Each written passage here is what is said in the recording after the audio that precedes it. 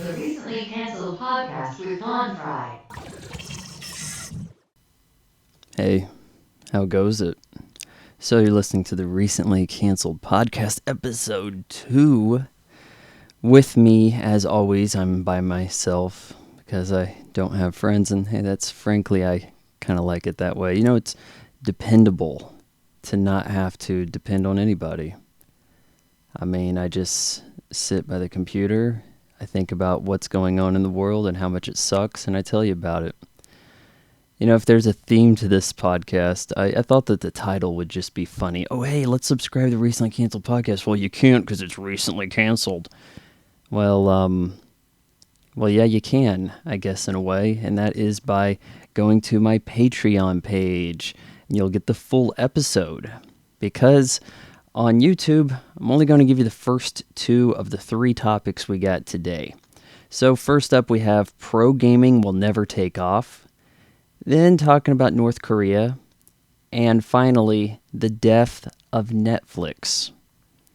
So, with that said, why don't we just go ahead and jump into our first topic. Now, I made a video a little while back about why I thought pro gaming doesn't work. How MLG didn't really become like mainstream.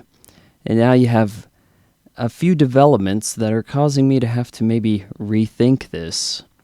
But at the same time, I'm coming up with new reasons why it just can't work.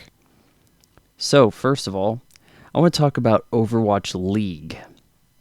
So, Blizzard Activision, however you want to look at this, they make Overwatch, this fantasy stylized, cartoonish FPS with where half the characters aren't even hit scan. But anyways, it's a 6v6 versus game.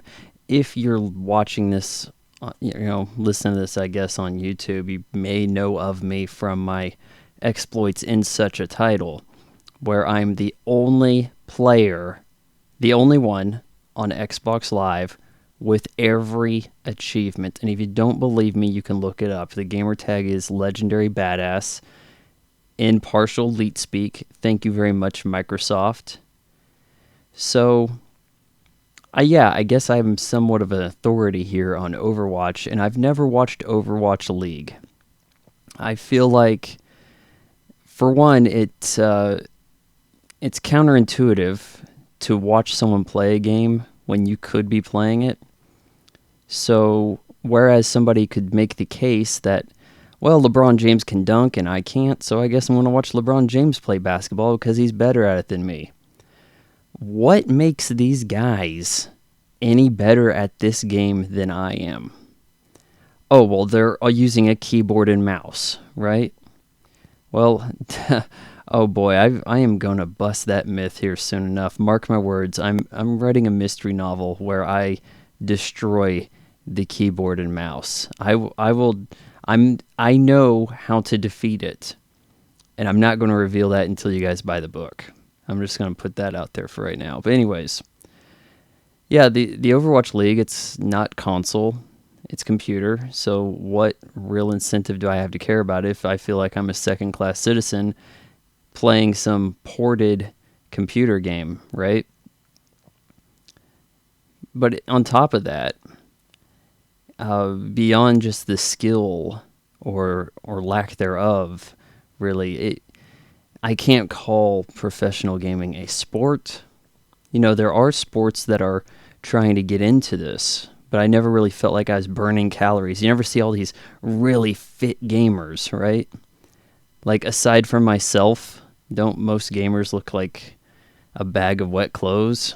And hell, I'm getting there, to be honest with you. But then you have sports getting into this. I actually have to applaud what the NBA is doing, where they are taking their teams and they're making them into de facto pro teams for, what is it, NBA Live or 2K or something, whatever the NBA game is. I'll get into that in just a second, but I have to applaud them. Now, yeah, it's a bit of a shame that they all have logos designed by the same guy, and therefore they don't look very individualized. But I like the idea of there being a venue, a home for a team. You know, you cheer on professional sports teams like the Cleveland Browns because you're in Cleveland. You're like, well, they suck, but they're our team, so I'll buy the merchandise. I'll pay too much for that jersey that makes it look like I'm dating the quarterback that sucks. But I'll do that because it's the home team, right? Well, that's what pro gaming needed. And they're really starting to get that. Overwatch League has city-based teams. Yeah, sure. They gloss over much of the Midwest, and they seem to want a $20 million buy-in for your franchise when there doesn't seem to be a whole lot of money coming in. You know, I thought the idea of investing was that, you get in cheap at the ground floor, but now everybody's ground floor is, yeah, we have high expectations, so there is no ground floor. $20 million up front. That's how everybody rolls these days. Everybody's looking for some way to make a buck to the extent that you can't make a buck. But back to the NBA thing. You know, I don't think that there is anything less skill-worthy than an NBA, or rather basketball, video game. Because let's think about this. In Madden, you can make the case that the game decided whether or not your character caught the ball or whether or not you fumbled it. And you didn't have a lot of say over that game's decision to do so. Well, every time you take a shot in a basketball video game, you're flipping a coin. And the computer's saying, look, it didn't go in, sorry. Now, I was playing NBA Jam a couple months back. Shaquille O'Neal made 2 3-pointers, one of them from completely across the court at the buzzer to win the game. Shaquille O'Neal, who made 1 3-pointer in his entire NBA career, which spanned probably most of your life. But the computer decided the computer wanted to win. Now, granted, I was playing the arcade version of this, so the arcade's like really greedy looking for quarters, right? But what, you got Steph Curry shooting a 3, he needs the game winner, and the game just decides you didn't make it. Where's the skill there?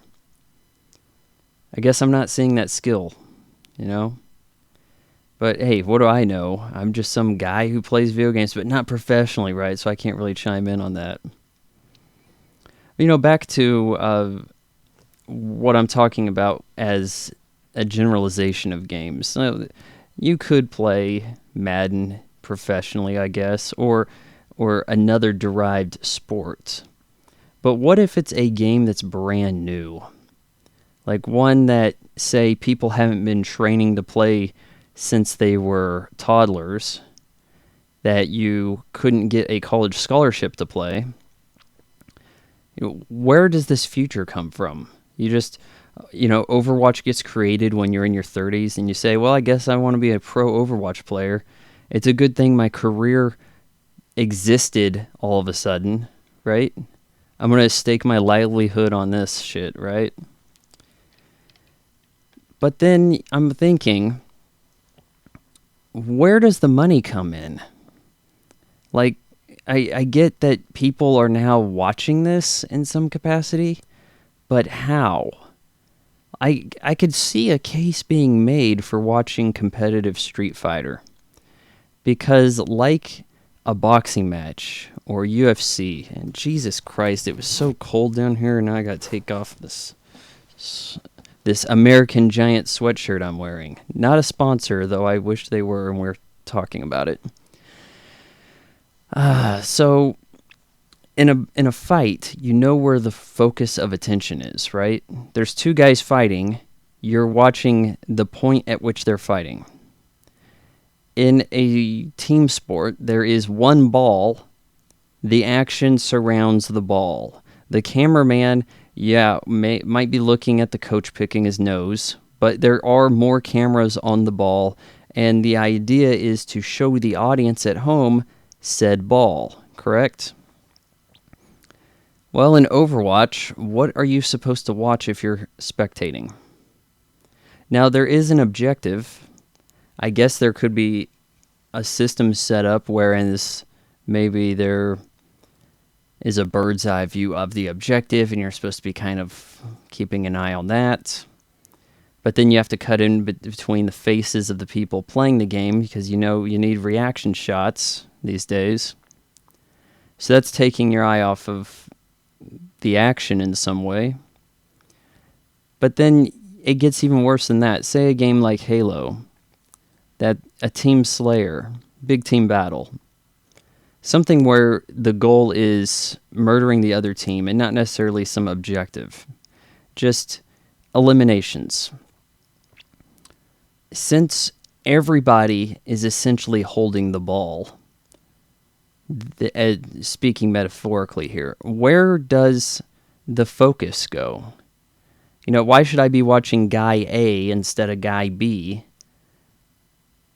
I mean, if they're both in the game at the same time, neither's been eliminated, how am I supposed to keep track of this? I have one set of eyeballs, one pair, and one brain coordinating the activity.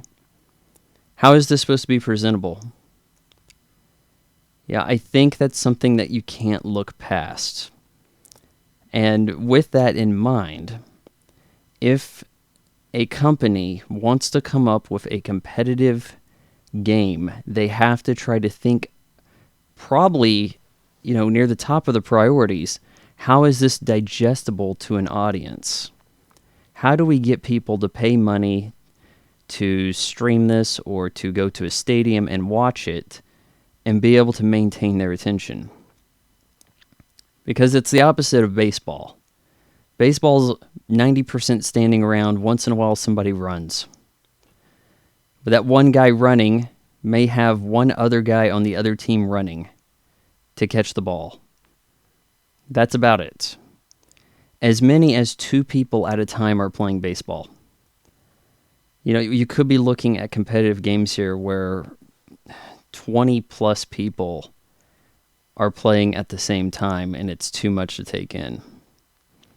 So I think that going forward, we're going to see more games with smaller teams and objective-based gameplay that has some kind of mechanic built in where it's digestible to an audience watching.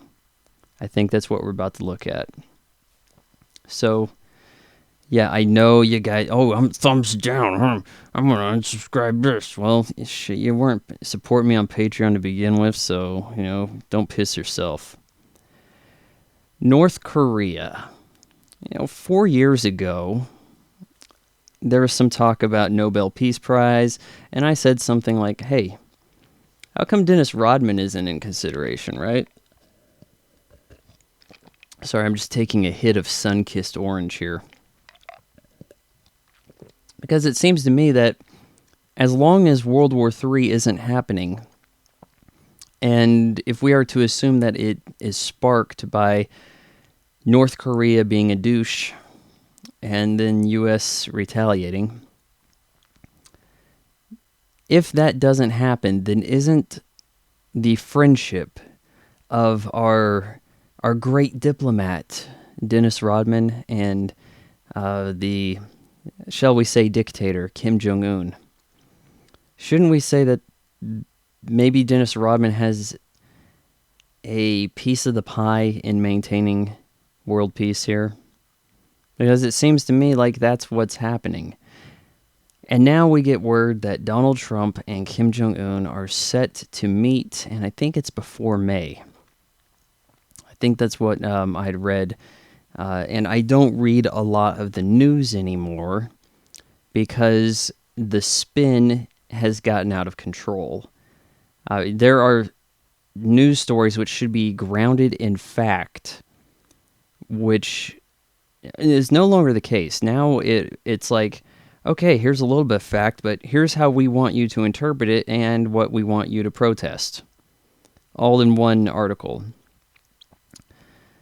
But from the sound of what I've gotten from this is that sanctions, threats of these sanctions, and the way Donald Trump has aggressively dealt with other countries has placed North Korea in a position where things are getting shittier for them. And now they might actually have to, try not to be a douche in order to sustain this lifestyle that he has. So really the gamble here is, look, if you say you have these nukes, we have to take that as a threat instead of this, wait, you have nukes? Oh, well, here's some money to not nuke us. You got to look at this preemptively. If the U.S.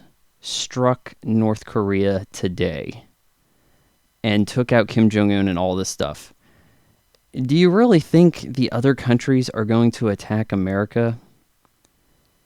That's kind of the problem, like whether it's right or wrong.